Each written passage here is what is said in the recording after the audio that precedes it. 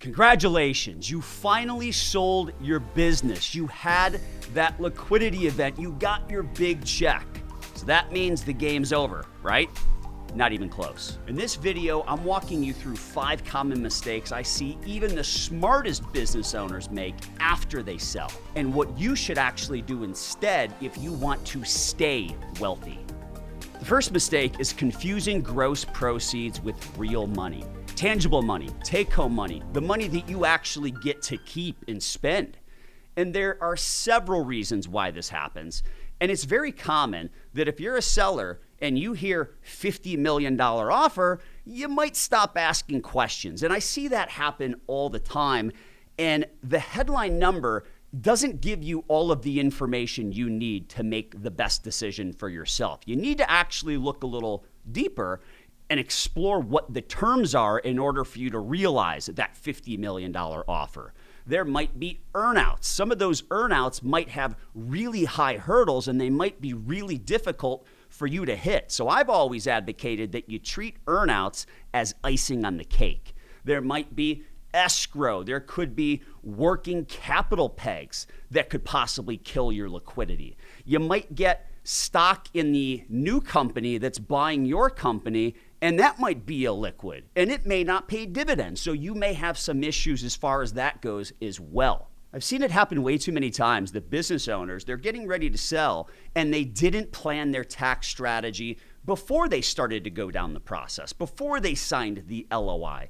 And there are so many opportunities for you to reduce your tax bill, but you have to do them in advance. You have to do them before you start the sale process, at least before you sign the LOI. You might be able to take advantage of Section 1202, which is something I cover in a different video.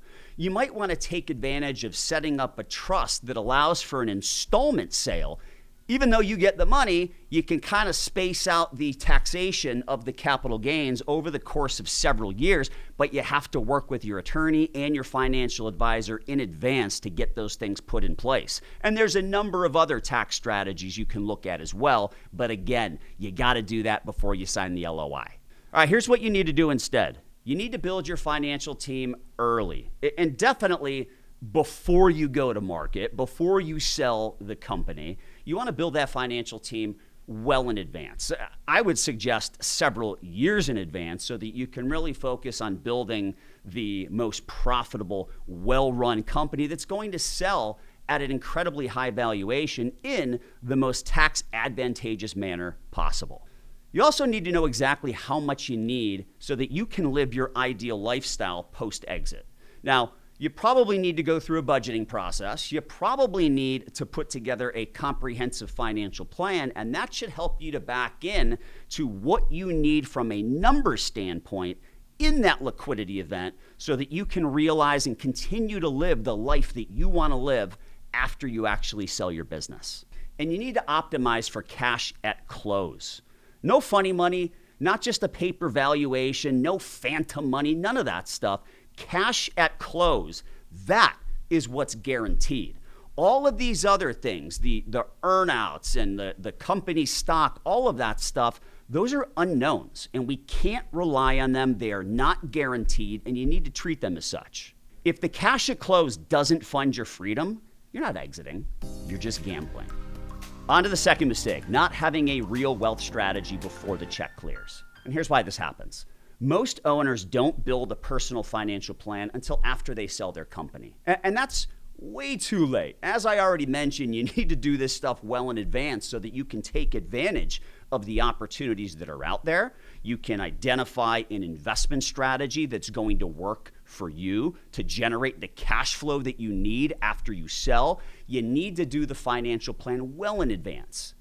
And oftentimes what I see happen is when someone sells their business, they go from having a few bucks to a lot of money, meaningful money.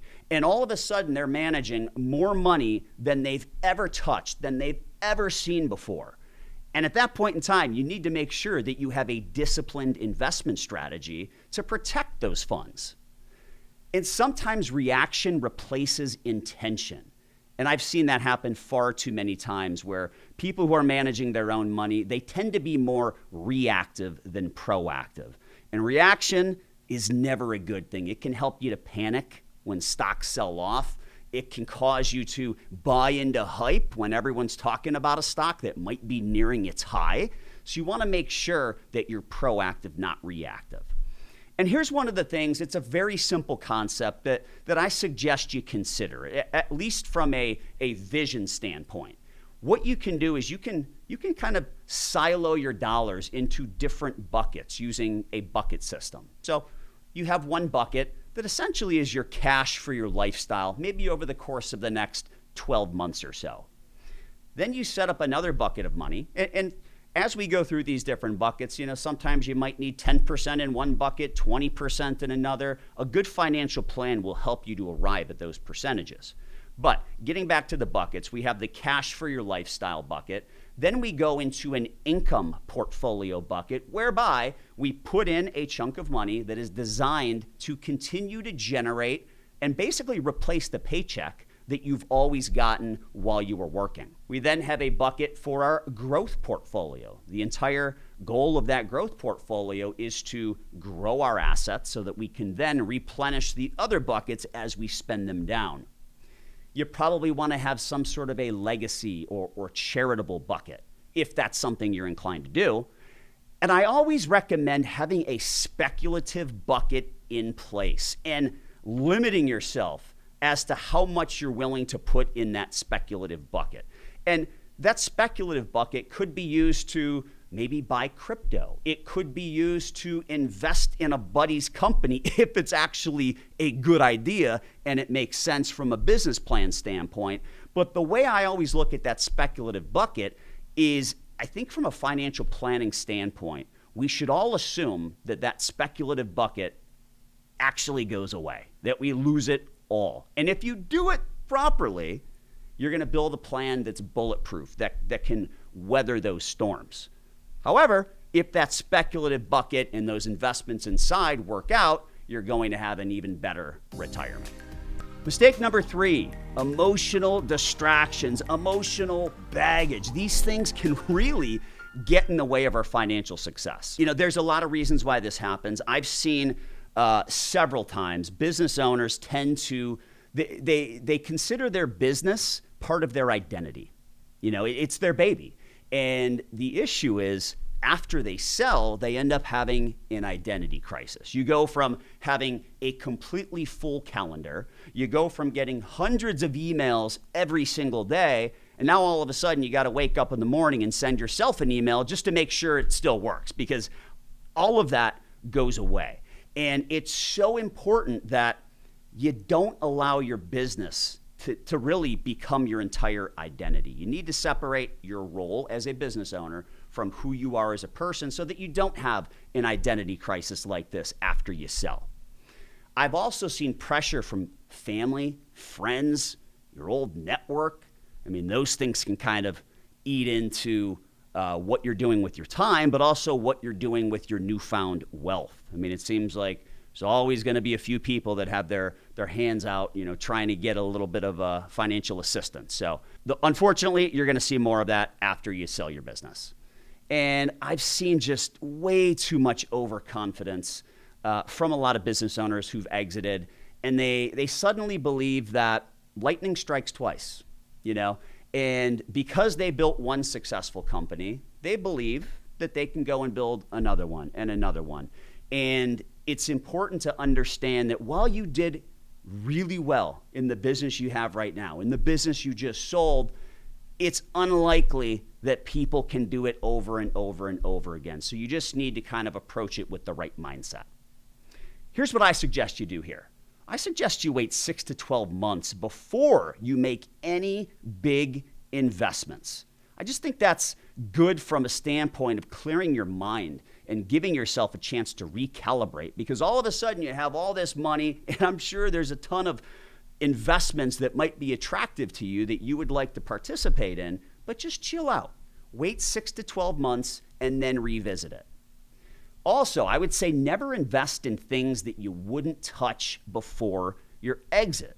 So just because you have all this money, don't start investing in things that you were afraid of or you were uncomfortable with. whatever you are comfortable with before your exit, those should essentially be the same things you're comfortable with post-exit.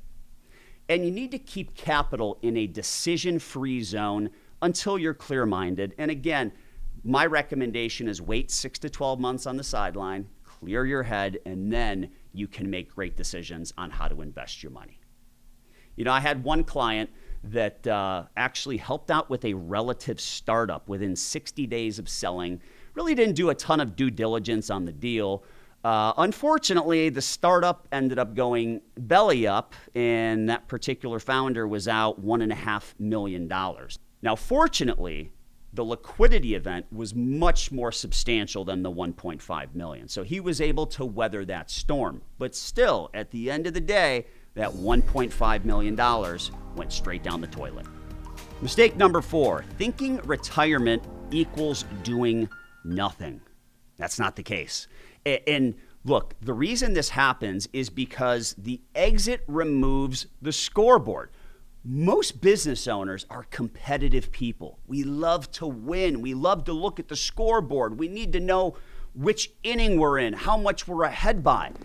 As soon as you sell, that scoreboard goes away. And all the dopamine hits we get from winning day after day after day, well, that goes away as well, unfortunately. A lack of structure post-exit, what it can do is it can lead to drift, boredom. I mean, I've even seen depression sometimes. You start to lose some of your self-worth. So you need to really focus on identifying what it is that's going to give you self-worth and make you happy after you exit. So one of the things I would do is I would suggest you design a post-exit operating system, kind of like the entrepreneurial operating system, EOS, that I know a lot of business owners employ in their business. It would be a great idea for you to have something like that for your personal life, where you can have some key indicators that you watch on a daily basis, whether it's time you spend with your kids or your spouse or whatever it might be. It'll give you a chance to start checking off some mini victories along the way to get those dopamine hits back in your life. You can also explore maybe sitting on some boards of some companies you might be interested in, something to fill your time, something that you're passionate about, a good way to keep that social network in place. That's something I'd suggest you take a look at if that's something you're interested in. And possibly philanthropy.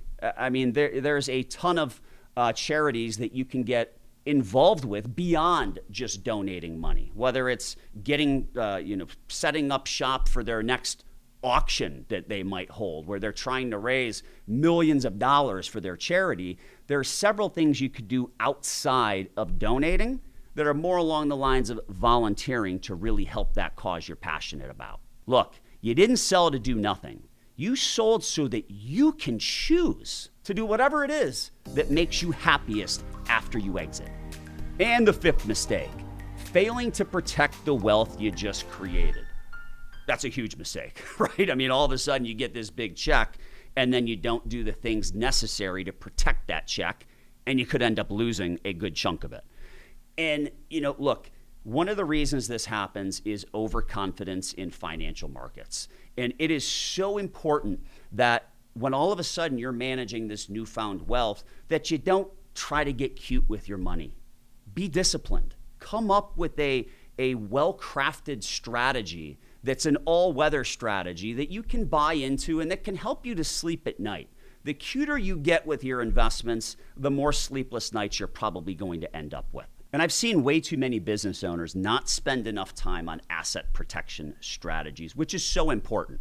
If you've got a few $1 million in your 401k, you may or may not know this, but 401k assets are creditor proof. So if you are sued, they cannot access the money that you have in your 401k.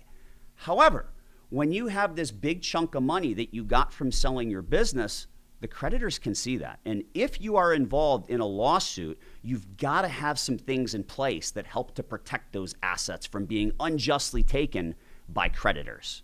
I've seen way too many times where estate plans haven't been updated post-sale. You need to make sure you do that, because all of a sudden you have money in different accounts in different areas. You might have more money than you ever actually thought you were worth. And you need to ensure that your estate plan and all of the documents involved are updated after you sell. And look, family dynamics can be challenging, to say the least. You know, Kevin O'Leary once said, that's Mr. Wonderful from Shark Tank. Kevin O'Leary once said he would never, ever, ever loan money to relatives. And I believe the same thing personally. Relatives and money via a loan, those are a bad combination. And as soon as the person you loan money to doesn't make a payment, it causes bad blood, it could damage a relationship, and it's just not worth it. So what Kevin O'Leary has actually recommended in the past, and I love this idea, is if you have a family member or a friend ask to borrow money from you, you tell them, I'm not going to loan you any money. Here's what I'll do. I will give you some money only if you agree that you never ask me for any more money ever again. At least if you do something like that, there is no obligation from that person to repay you. There is no potential bad blood that might boil up down the road. It gives you the ability to insulate yourself from those challenges down the road. So here's what you need to do. You should be using trusts, insurance, asset protection tools, LLCs, all those things. You need to make sure you have those all in place. You need to rebuild your estate and tax plan immediately. You need to make sure that's all up to snuff and you're not overpaying Uncle Sam. And you've got to define values around your legacy. You've got to prepare your heirs. And you've got to be ready for your friends and family members to come to you asking for a loan.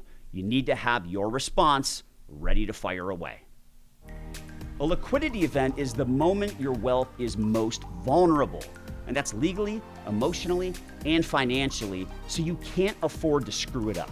You've worked for decades to build your company. Don't blow it in the final chapter. The 5 mistakes I've talked about, they're common, but they're also completely preventable if you have the right strategy and the right team. If you're interested in learning more about this stuff, go to walkawaywealthy.com and pick up a free copy of my book, which talks about all this stuff and much more. Also, if you'd like help putting your wealth plan in motion before or after you sell, book a 30-minute Zoom with me. We can have a chat. All you need to do is go to tepperzoom.com and we can see how we might be able to help.